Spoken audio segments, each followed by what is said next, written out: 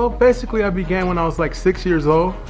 And I think one of the things that made me want to really be good at it is my mother. She did a technique on me one time.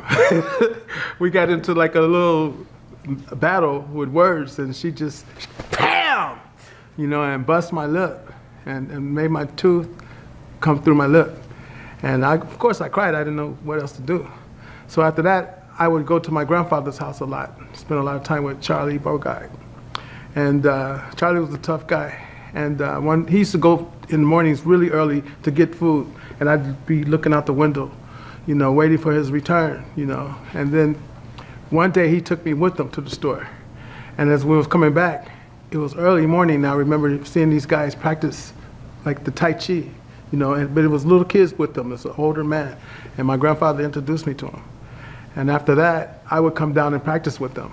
And I just really liked it a lot.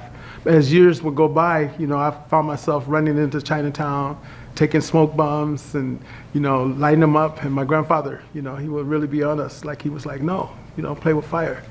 But for some reason, I liked it. So I remember having the smoke bombs in the hallway, pow, pow. And sometimes the Chinese guys would chase us down because we would take them. So we would have to fight with them to get away, And as time went on, I just liked it more and more and more. And I started watching Kato on TV, Batman and Kato, and I really liked Kato. I thought that was super. So then after that, I'm just kicking and punching and running up and down the halls, and still playing with fire, still playing with fire. I remember one time I lit we had the mattress my grandfather would put on the ground, and then had the little strings from the blanket, the little tiny strings, and I couldn't wait to light them. And I lit them one time, and it burnt the whole part of it on the mattress, but we put it out and turned it around. And my grandfather came home and he's smelling like, what's up? I smell fire, I smell fire. And we're scared like, oh no, no. And so when it came time for bed, he laid down the mattress and found the bed had been burnt up. So he whooped our butts. And I guess the way my mom and my grandfather used to whoop us, I wanted to have a defense, because I heard it, really bad. The ironing cord, or a belt. They did it if you do something wrong. You get punished, so you learn how to, respect rules. You see what I'm saying?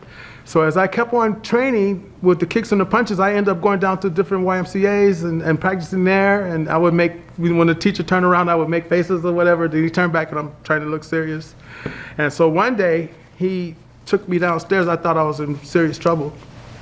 He walked me down to these stairs, and he said, Chucky, if you get serious and you kept on practicing, you could become a champion. You could become a world champion if you got serious. And I was like scared, and he took his belt off, and I was just, oh my God, here comes the belt. You know what I'm saying?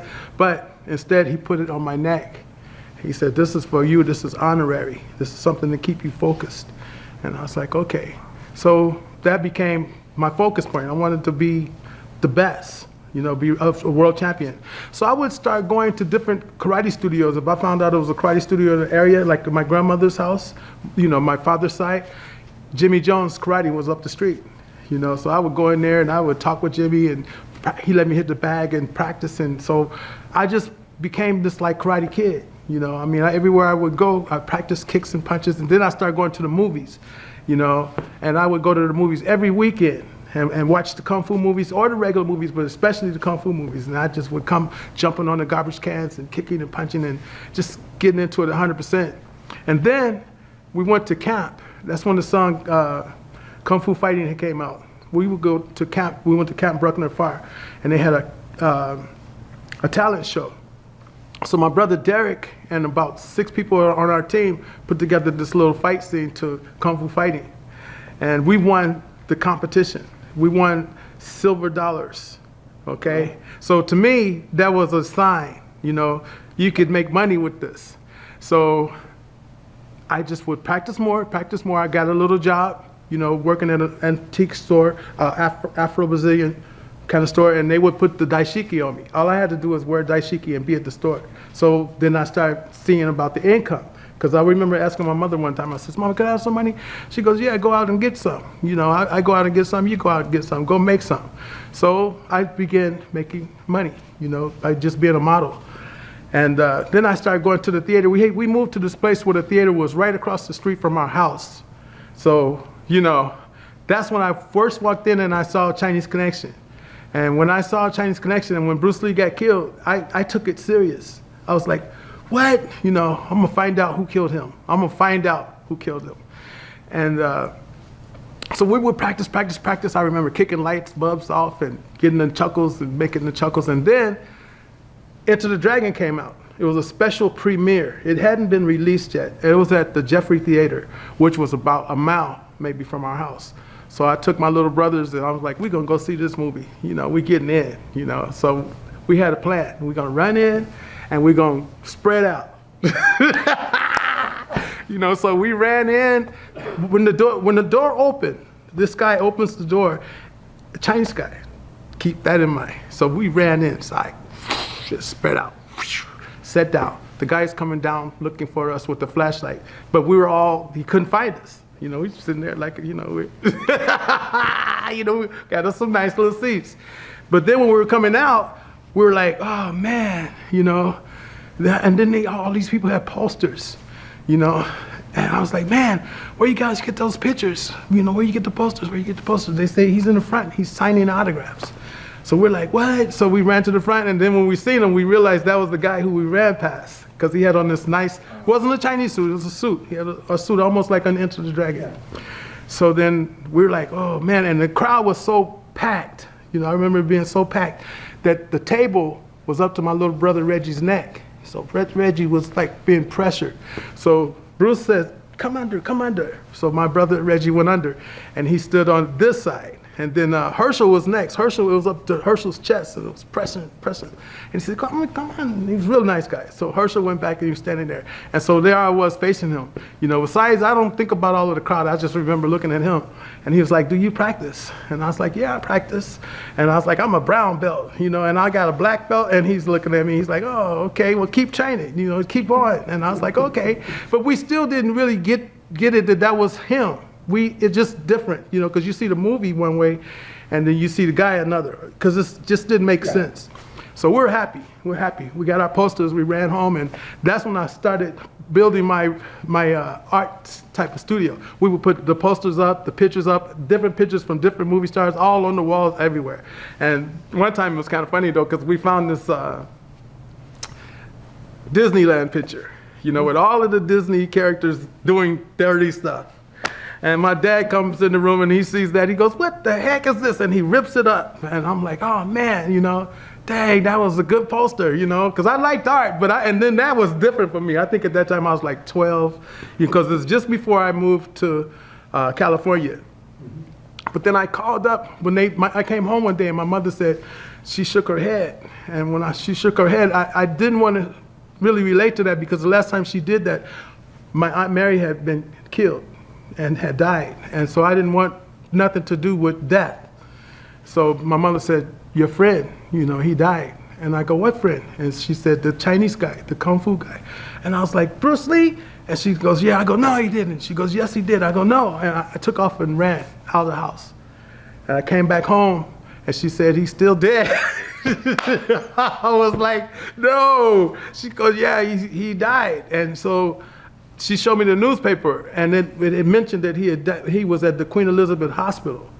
And so I called Hong Kong. I went through everything, and I got through to the Queen Elizabeth Hospital. And I asked them, did Bruce Lee die? Did he really die? She said, yes, he died.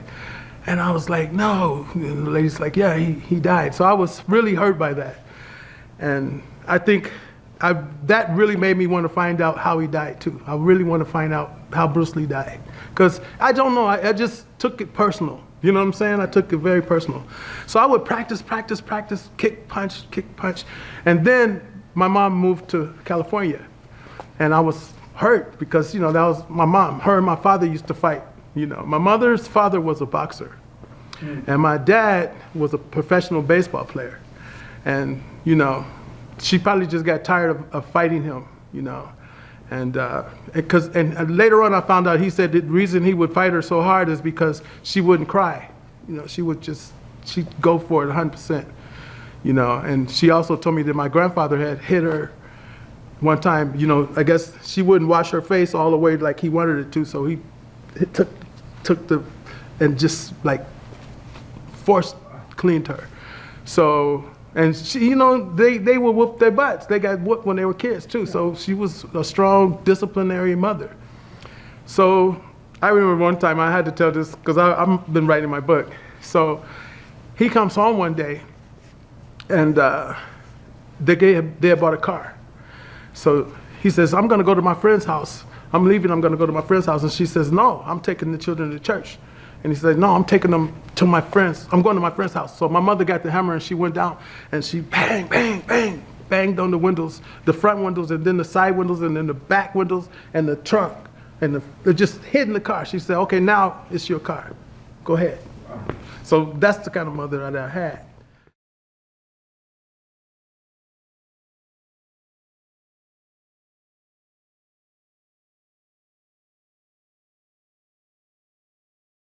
So my mother still would whoop us. And I remember one time, I mean, you know, I used to have a problem with my little brothers. We would fuss and fight. And, you know, because they was tough. I would teach them martial arts. And you know, we had our chuckles and then we had our little tendencies, right? So one time I think I was, when my mother moved to California, I came to California and she said, it's a karate school right up the street. You got to go see it. It got really big trophies. So I came and I went down and I saw the trophies and I was like, wow, this is serious. I mean, 6 foot tall trophies and stuff like that. So it was Byung-Yu Studio. So I went in and I sat down and I was watching the guy spar. And so this guy came and sat next to me in regular clothes and he said, can you beat that guy? And I was like, well, I won't let him beat me. And he said, oh really? Come into my office. And that was Grandmaster Greg McKinney, okay? So I went into the office and he said, you know, I'll make a deal with you. You clean the carpets, you wipe the trophies, and you clean the trophies, and you clean the restrooms and vacuum the studio, and you could train. And I was like, okay, good. So I was happy. You know, they gave me a gi and I'm ready to go. This is Taekwondo, so it's a different style. Back in Chicago, just before I left though, I had met this girl.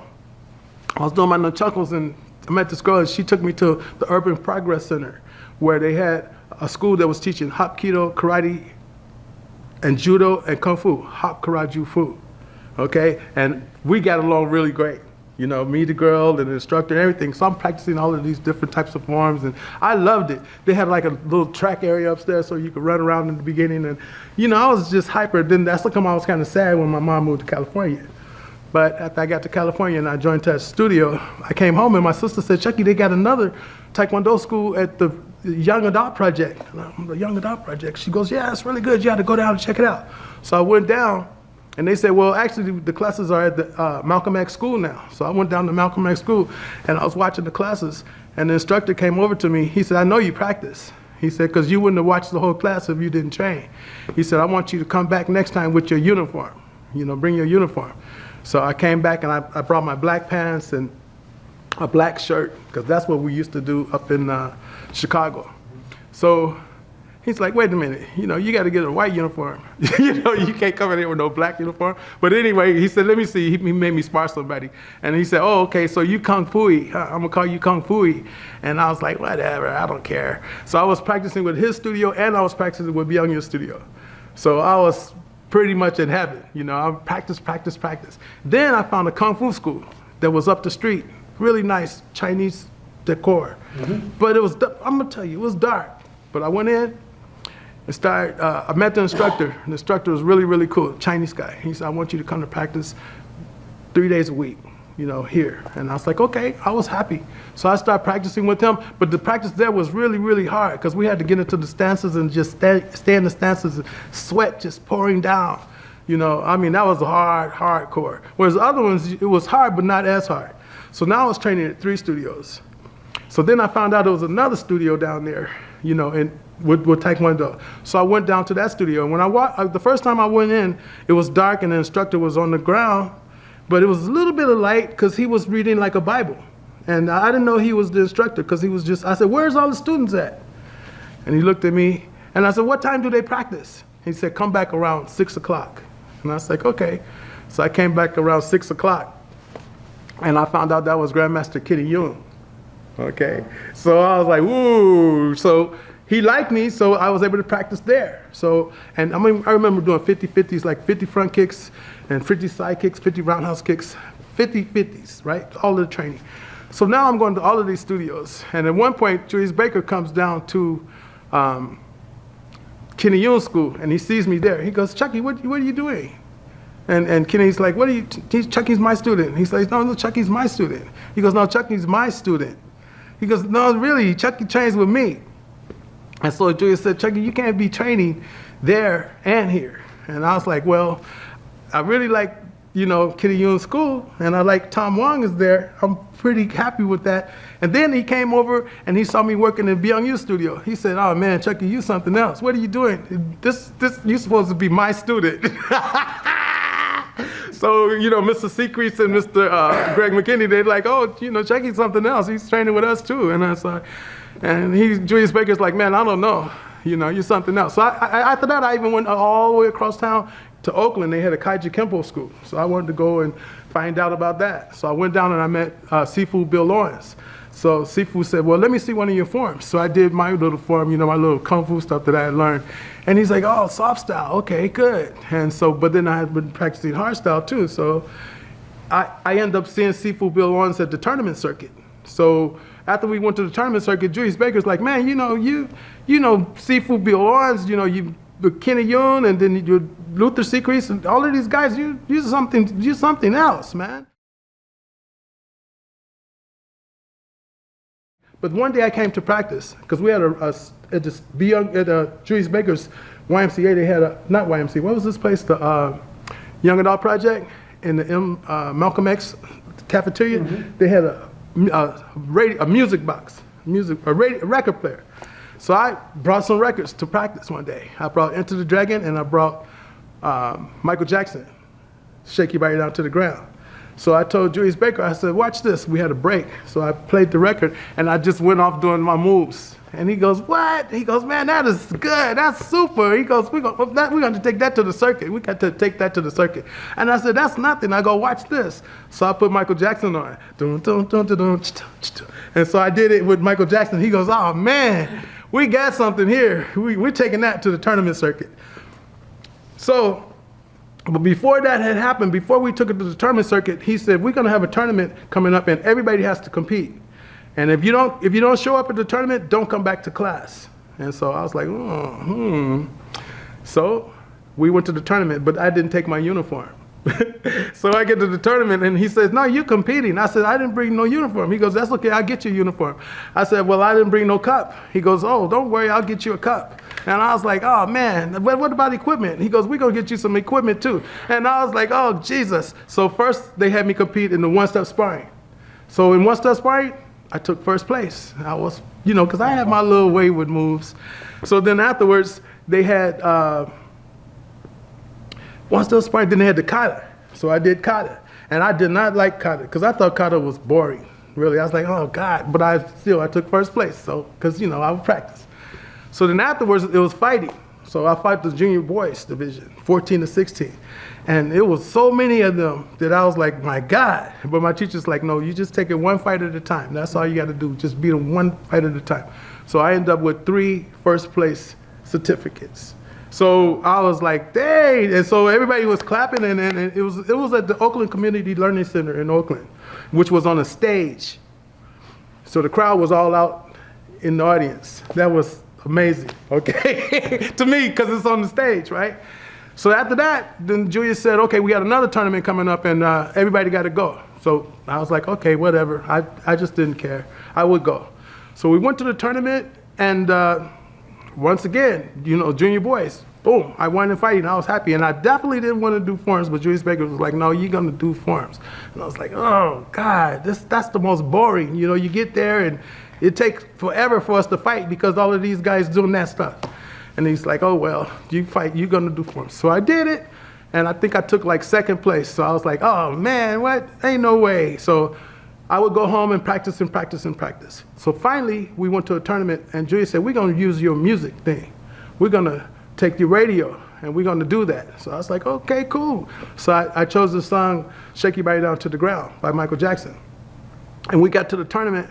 I remember It was Cynthia Rothrock was there, George Chung was there, but they weren't superstars like they became.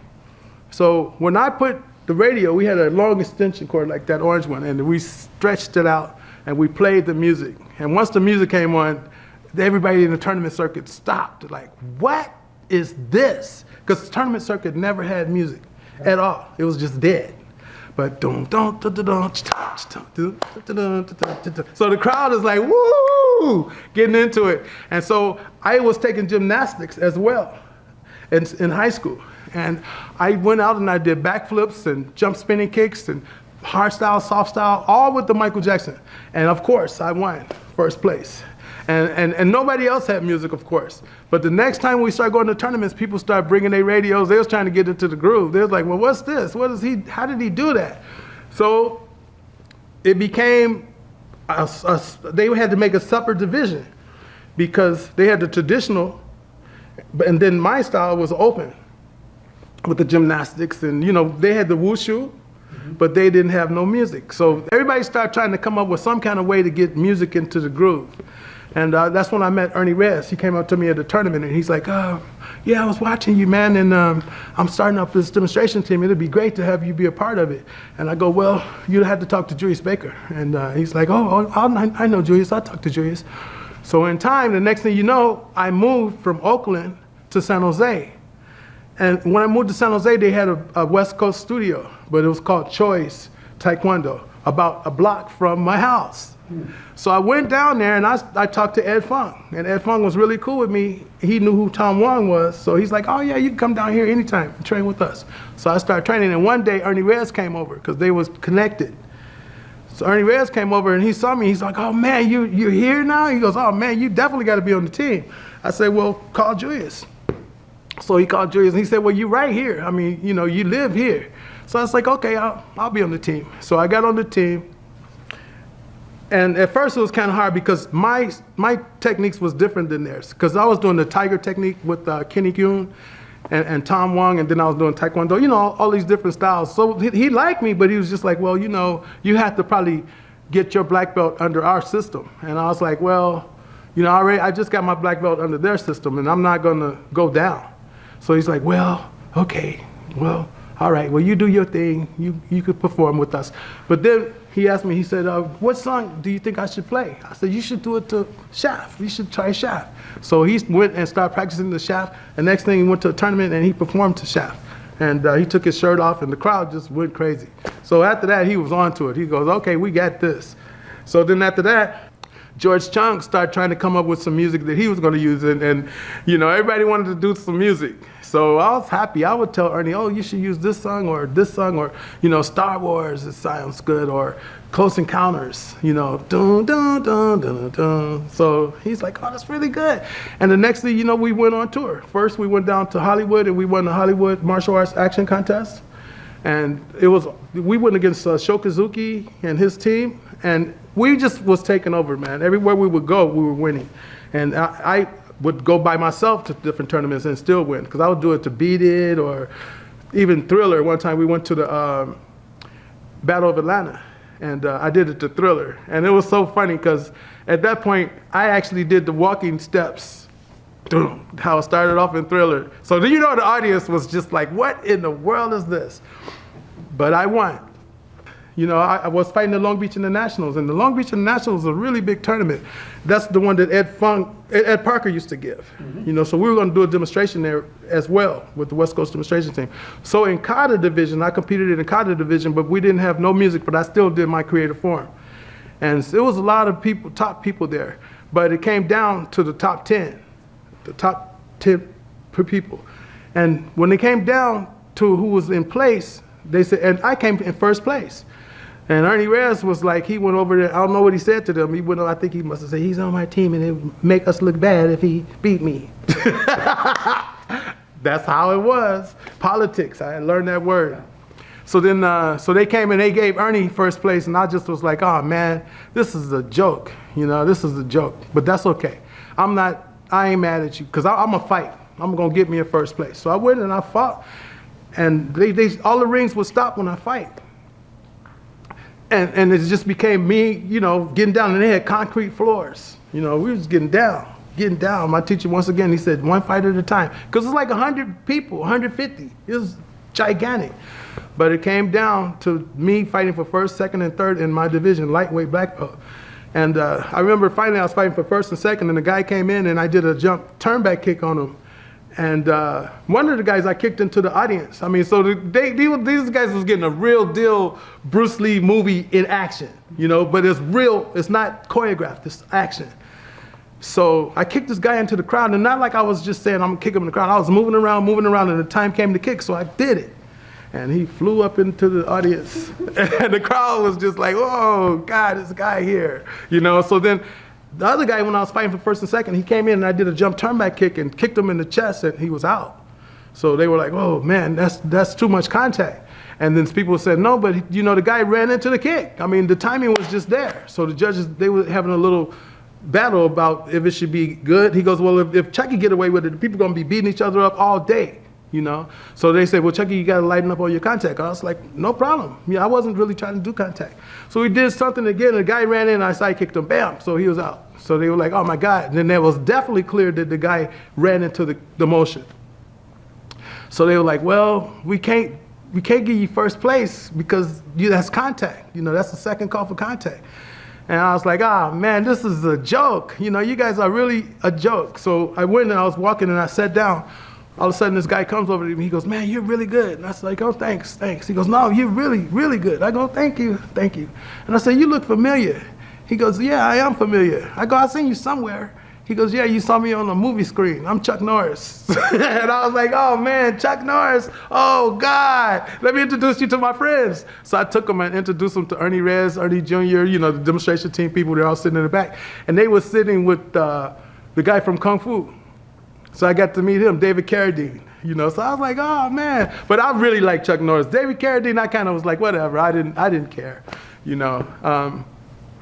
Probably because I got to studying and finding out about Bruce Lee and about how he had wanted that role and then he didn't get it, you know. And so I kind of like David Carradine, you know, you know, hi. And later on that night, I ended up meeting, I came to the tournament early. First, I remember teaching little Ernie Reyes Jr. how to swim. To me, that was the best, you know, because we were standing at the Vagabond Hotel and they had a glass in the water, like a plastic shield for the deep end side here, and this is for the lower end. So I would swim underneath and do like that to little Ernie, so little Ernie wanted to do it. So I told him how to hold his breath and how to get down there and how to do it.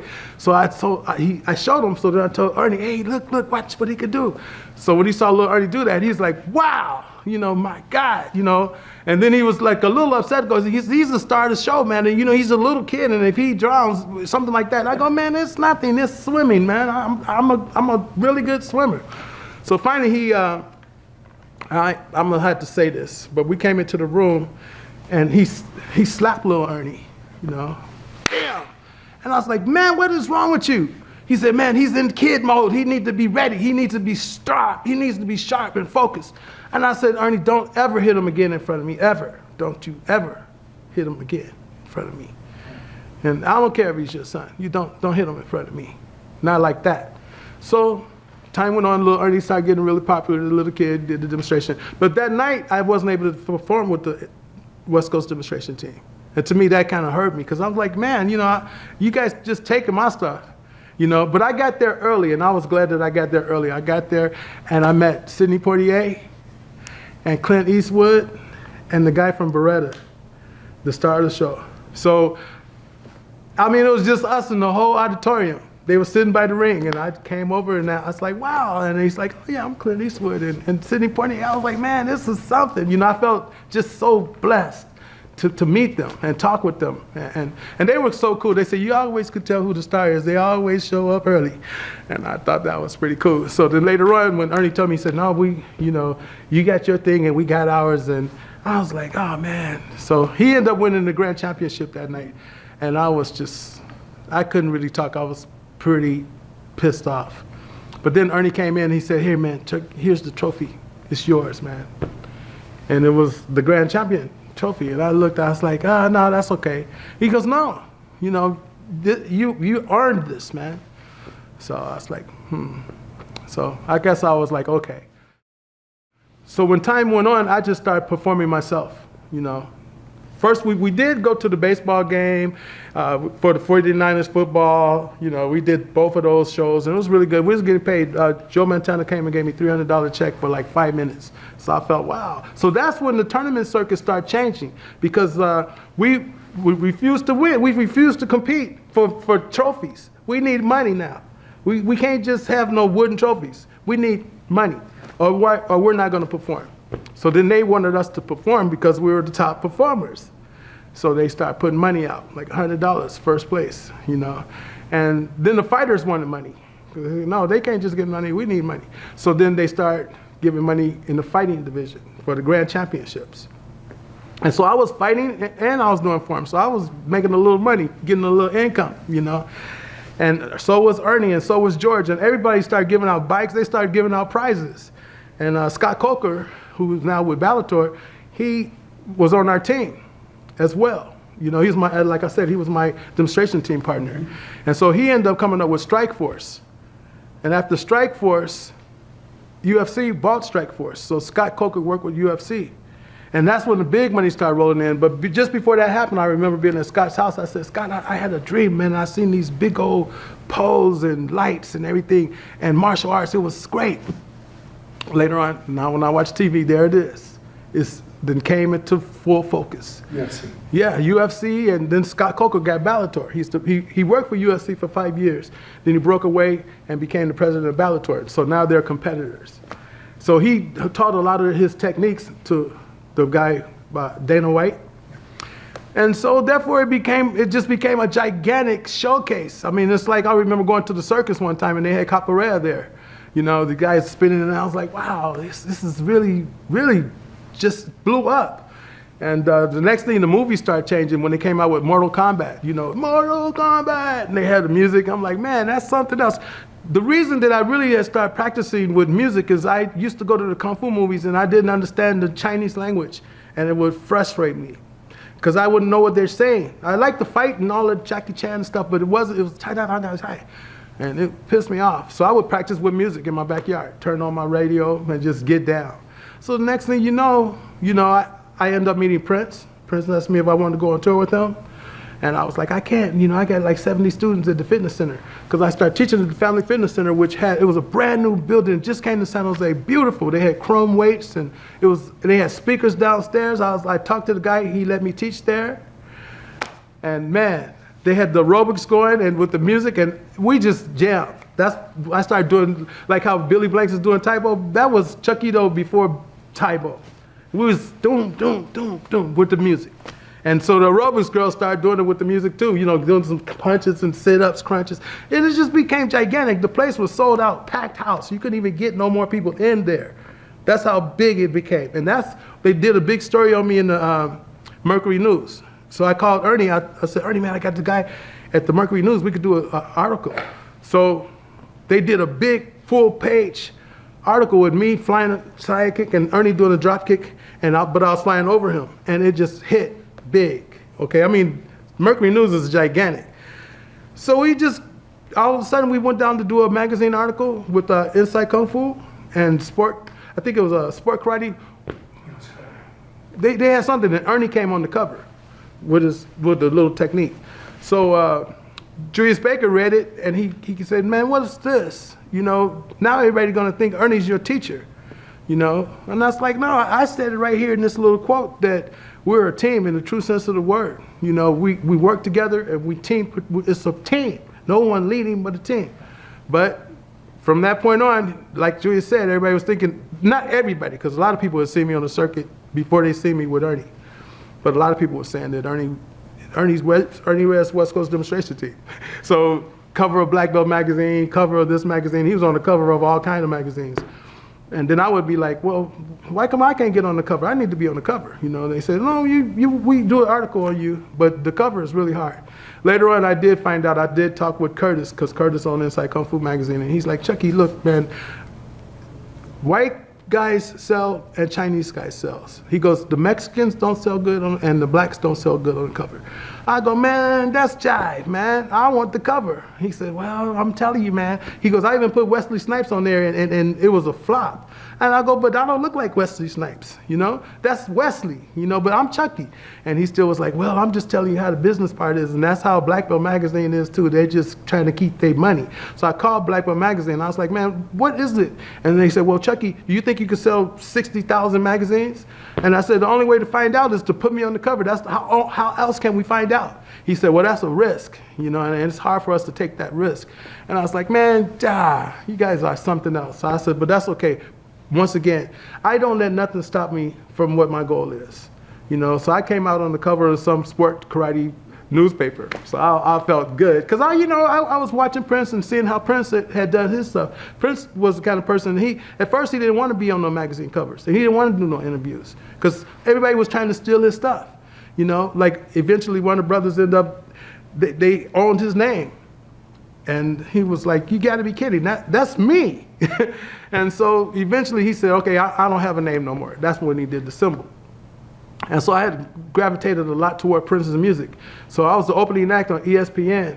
And Ernie Reyes had set up the ESPN thing. It was gigantic, big tournament they gave, like the West Coast Nationals. And so he said, no, Chucky, you need to do this opening for us. You know, you're the man. So I performed to Dirty Mind by Prince, because I had this girlfriend I was going with, and Prince music and me and her, it was a combo, right? You know what I'm saying? So I went on and I did it to Dirty Mind, and you know, Dirty Mind had some lyrics in it that was basically just saying, you know, there's something about you, baby, it happens all the time. Whenever I'm around you, baby, I get a dirty mind. It doesn't matter who we are, it doesn't matter who's around. All I want to do is just lay you down. Okay, so I was like, Prince, Prince, Prince, right? And so Little Red Corvette, and I was working with Prince because I would go to certain tournaments, get backstage, and because of Dez, you know, Dez introduced me to Prince. After that, man, Prince was cool. He's like, because he asked me to go on tour, but I was like, oh, I can't leave my students. He said, no, listen, man, it's open to you. Whenever you feel like it, whenever you want to come, you can work with me. I was like, okay, cool. So I was there. And I remember when Purple Rain came out, of course, you said that was your son. I love that, okay? And I was at the concert before, he said, before Purple Rain movie came out, he goes, well, this is a couple of jams from my upcoming movie, Purple Rain. So I was like, dang, that was tight. And they was doing the drums, and you know, he had the light shows. I mean, Prince was tight, right? I mean, I remember them throwing the sticks up in the air, and the lights was down, and the sticks was glowing, and then came down, and then it was Sheila E. playing the drums. I was like, oh man, you guys are something else. Eventually, they had a big tournament at the MGM Grand in Reno. And so I went to that, and I performed. I asked George, I said, George, I got 2 songs in my, which one you think I should use? I got Eye of the Tiger, and I got Let's Go Crazy. So George said, you probably should do Eye of the Tiger, because they kind of relate to that. And I was like, I'll decide. So then George went up and he did it to the Long Ranger. And the crowd went crazy. Okay, because George had picked it up. He started doing shows. He was a showman, really good showman. So my turn came. So when I stepped in the ring, the crowd said, show him how to do it, Chucky. And to me, that hit me, right? Like, okay. So I got down on my knees in my like Japanese type position to start. And I played, the song came on, and it was like, dearly beloved, we're gathered here today to get through this thing called life. And I had moves all to it. Electric word, life, it means forever. That's a mighty long time. But I'm here to tell you, there's something else. The afterworld. A world of never-ending happiness. Dun, dun, dun, dun. Just got down. So the crowd was like, boop, boop, boop, boop. Hey, you know, they jammed, right? And I was like, wow. And I remember earlier they had gave George the wave. That's how much they liked George's performance. The crowd, you know, the whole audience thing. And I was like, oh, check it out. But after I was done, they did the wave. And they didn't just do the wave, they lit the lighters.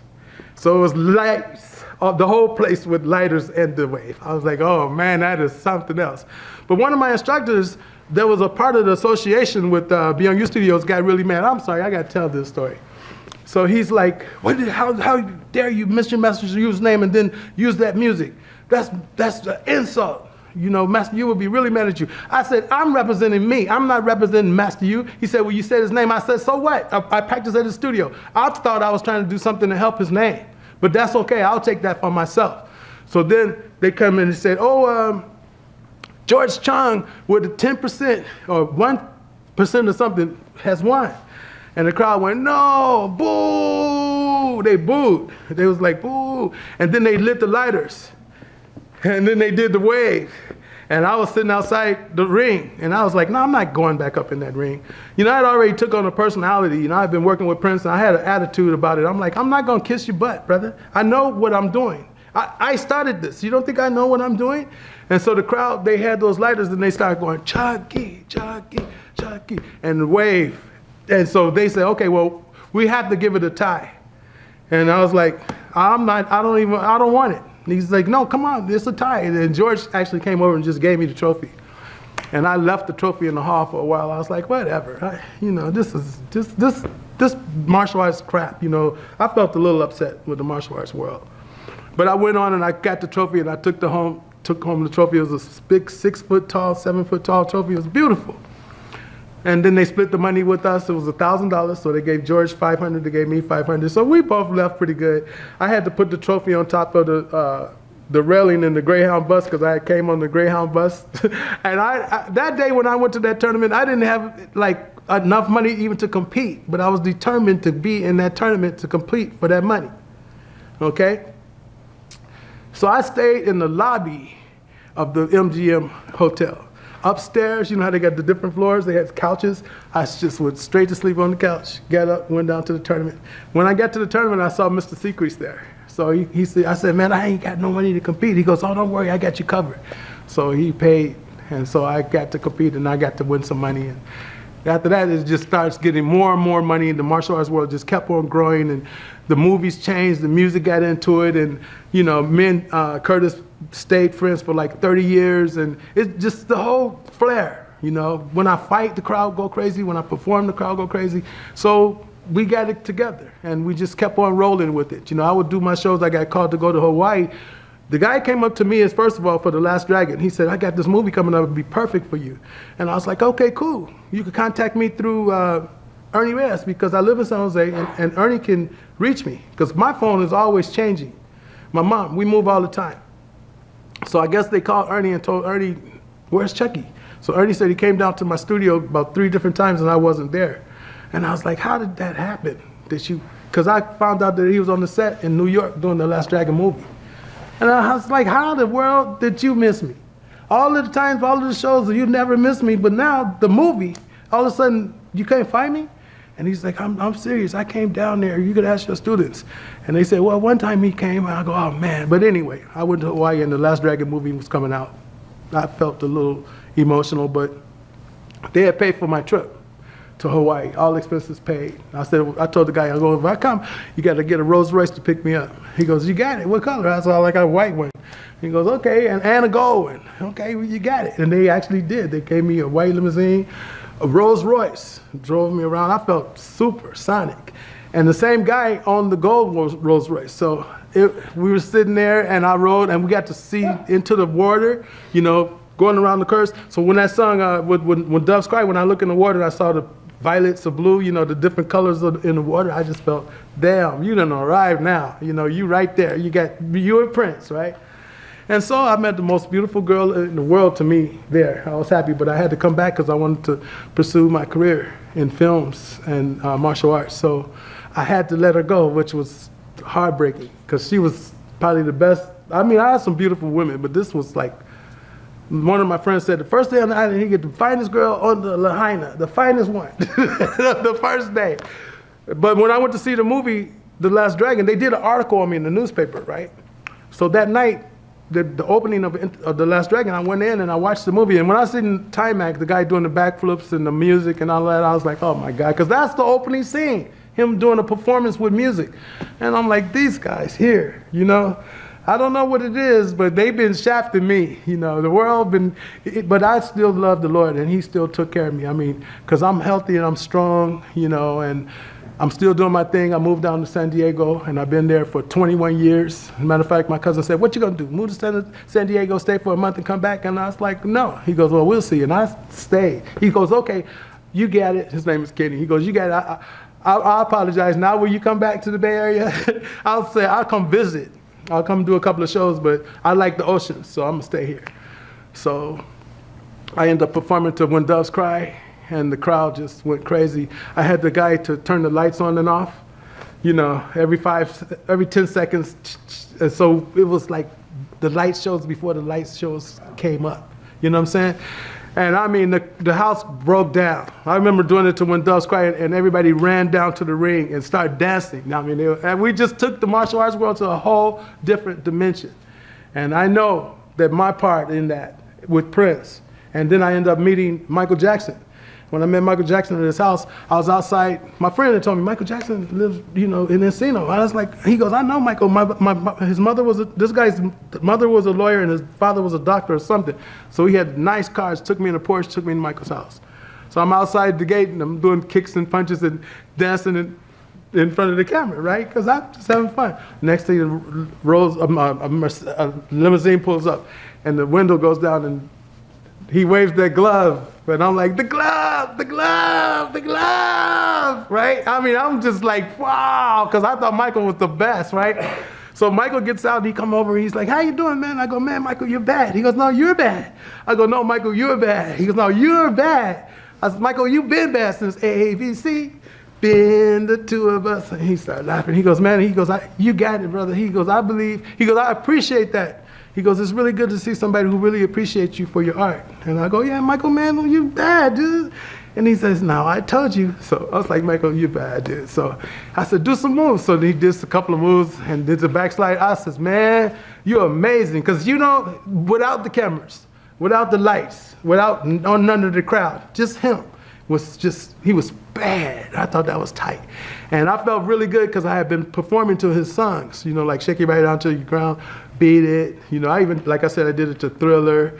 And it's just Michael, me, and Prince just became like a nice, tight knit. But then I ended up meeting Richard Pryor. The phone rings. The phone rings. And he said, he goes, what? He goes, Chucky, it's Richard Pryor. And I go, nah, that's a prank. He goes, no, it's Richard Pryor. I go, no, whatever. He said, Chucky, it's Richard Pryor. So I get the phone, he goes, yeah, Chucky, this is Richard Pryor. And I was like, oh my God. He goes, I was amazed when I saw the letter in the mailbox, man, you are really amazing. He goes, because when I didn't see no stamps on it, I knew I had to call you. And I was like, man, thank you, thank you. He goes, I want you to come down on the set of JoJo Dancer. We're doing this movie, and this is like the last day of filming, but I really want you to come down. I didn't know how I was gonna get there. I don't know how the money was gonna happen, but I just went for it. So I told the cab driver, this is where I'm trying to go. And we rolling and rolling and rolling, and I'm telling them my stories about martial arts and stuff. And I'm like, this is gonna cost so much money. I don't think I got that much money. You know, I mean, damn, $30, I don't think $30 is gonna cover this. And by the time I got there, the guy said the ride is on the house. And I was like, Jesus, I don't even know how I got back to this day. I don't know what happened. But I remember when I went into the theater, it had a lot of people in the outside rim. And the lady said, don't nobody go in the theater. Everybody stay out here. If you go in the theater, you're going to get sent home. You know, I was like, what? So I was like, I couldn't wait to get in the theater, right? That's me, right? I went upstairs and I looked and I saw the lights and the stage and the beautiful place. I was like, oh man, that is something. Now I got to get in there. So I did the ninja technique, and next thing I'm sitting in the back of the theater, just sitting like this. Next thing, Richard comes out and he's checking the mic, and I got up and something told me, you got to go meet him. You got to go. And it was fear, but I was like, I got to go. So I got up and I just walked all the way to the front. And I go, excuse me, Mr. Pryor. He goes, hey, how you doing, young man? I go, pretty good. And he shook my hand. I said, I'm Chucky Currie. He goes, you're Chucky Currie? And I go, yeah. He goes, man, so you mean you could just take me and throw me over here and kick my ass? I was like, Richard, I'm on your side, man.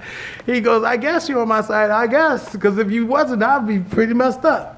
And I said, my dad really likes your movies. My dad is really crazy about you. Tell your dad I said hi.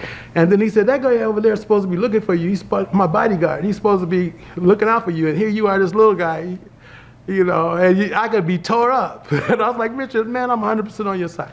So after that, he pointed down to the guy and he just shook his head because he's like, look at that fool. You know, he's down there running his mouth and don't have no idea, you know, what could be happening. And he said, Chucky, listen. He goes, you have so much talent, I can make you a millionaire right now. He goes, but it could kill you. He goes, because you'll get 1 million friends, 1 million enemies, anything you name, 1 million comes with it. 1 million people talking bad about you, 1 million people talking good about you, 1 million uncles, 1 million aunts. You got to get 1 million lawyers because you got to have one to watch the next one, and then one to watch that one, and then another one to watch that one. And then you get people hating you just because you're successful. You know, they want to come and try to kill you just because you're successful. You know, you don't even know these people. 1 million cameras, everything times 1 million. He says, so I want you to see how people are before you get it, because you're going to get it. But before you get it, you need to really, you know, see how people are. Because once you make it, they're going to all have smiles. They're going to all be grinning and your friend. But in the background, they trying to take what you got. They're trying to steal from you. They want to take your life. So, matter of fact, go over there and get you some food. I'm not hungry. He goes, no, go get you some food. I go, I'm not hungry. He goes, yeah, just like Michael. He goes, I went to Michael's house, and Michael was an hour late at his own house. And he said that when he finally came down the stairs, sliding down the thing with a monkey on his shoulder. Now, that's what fame could do to you. That's what power could do when you make it. Michael going crazy. And I was like, no, I'm not like Michael. He goes, they lined up a table with chefs, with about 20 chefs. And plates, silver, all this stuff lined up. And Michael just went over there with the monkey and just picked up one strawberry and ate the strawberry. And didn't touch the rest of the food. He put it in some chocolate and that was it. So from that point on, I started listening to what Richard had told me. So now that I work with the public, you know, besides my little movie I made, Into the Tiger, is really, really good. We won the Action on Film Festival. Bill Duke liked it. Chuck Norris got to see it because Bob Wall was my friend, you know, who played in all of Bruce Lee's movies. He passed away last year. But Bob was really cool with me too, because Bob was like, Chucky, man, I got the treasure chest. I want to help you in any kind of way I can, man. And he on the world black belt. And so he would conversate with me for Chuck, you know. So everything was going really good, but I had to work still. I get a regular job, work security, and then you had to get a chance to see how people treat you. Because see, they don't know that I'm a martial arts world champion. So they just, like when I was telling you about the store, when people come in and they stealing stuff, left and right. One youngster even tried to fight me in the store. That was the first youngster. I told him, man, why don't you leave these ladies alone? I mean, we've been asking you not to come in the store for the last month, but you just come anyway. Oh, like how you talking to me? Well, you're not supposed to be in the store. If you wasn't in the store, I wouldn't have to talk to you. You know, my thing is this, I got Jesus, and that's priceless. As long as I go to heaven, everything's gonna be all right. You know, you could go ahead and make 50,000 movies, but if you could have $1 million, but you can't pay your way to heaven. I got baptized in Jesus' name. My mother, she beat us and whooped us and took us to church. And so I got the Lord on my side. And so that's my story. Well, I could put it like this. Life ain't easy. You know, Chuck Norris basically had told me when he said, you know, Chucky, life is like a merry-go-round. It's ups and downs and rounds and spins, and sometimes it stops and then it goes right back down. You reach one peak, you look and it's a whole more mountains to climb. You know, so you just got to keep on climbing, man. You got to like never give up. And it ain't no easy, it's not easy. As a matter of fact, Bob Wall told me, he said, yeah, Chuck like you so much because, you know, you work for it. You know, some people, they scheme, they stab, they kill, they rob, but you worked hard and you made it. You know, you pushed it, you got that movie made. You know what I'm saying? You hustled for it. You know, like they say, hustle and flow, you know, because I've met people, besides, Prince was always cool. Prince could have made me rich, asked me to go on tour the first day. And Prince worked hard. As a matter of fact, people don't know that Prince had got thrown out when he was like a teenager. So he was stuck in the basement. So he would start practicing guitars and drums, and he put his heart into it. So the same thing with me. I practiced my kicks and my punches, and I went to school. I studied hard. You know, you can't cheat on no tests. But the whole thing is this, you got to come down to giving it your all and staying focused. You know, drugs, that's not the answer. Hitting people, you end up in jail somewhere. You know, going wild and stealing, they're gonna treat you like an animal if you act like one. You know, you gotta be sharp if you wanna make it. And you gotta be focused. Just like this trip that I took down here. last weekend, this guy had hit me in my stomach with a bottle. So I was like having pains. And I couldn't just let go and beat him down, because if I did that, I would be going through the court system.